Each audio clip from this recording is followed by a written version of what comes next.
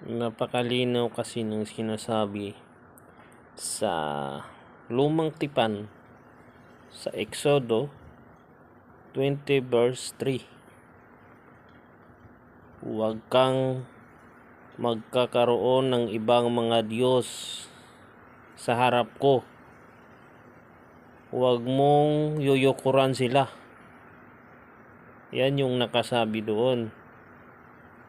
So kung hindi mo alam itong sinasabi ko, pakinggan mo na lang. Kung ayaw mong maniwala, hanapin mo.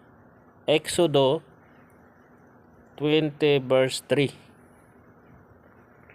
Yan. Tapos balikan mo ako. Sabihin mong sinungaling ako kung yung sinabi ko hindi mo makikita sa Biblia. At kung yung sinasabi mo na ang relihiyon ko ang makapagliligtas sa akin, nagkakamali ka.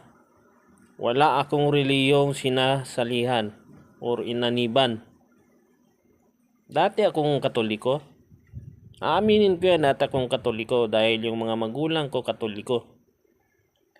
Pero ngayon, nasa tamang pag-iisip na ako, nasa tamang edad ako, at sa karanasan ko,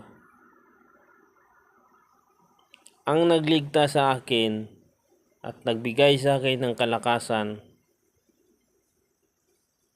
ang Diyos. Ang Diyos kong kinikilala, hindi ang Diyos nyo or ang mga Diyos-Diyosan nyo. Nagawa lang ng tao. So kung ma-offend ka sa sinabi ko, nasa sayo na yan. Pero hihintayin ko na lang ang magiging resulta ng galit mo sa akin.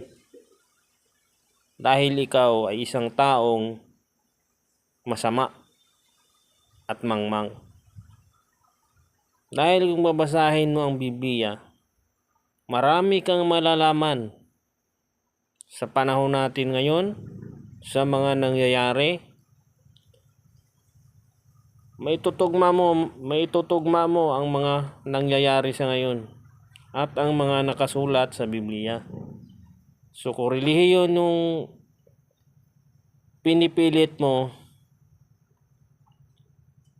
na makapagliligtas sa tao, nasa iyo na yon. Pero wag mo akong pilitin sa pinaniniwalaan mo.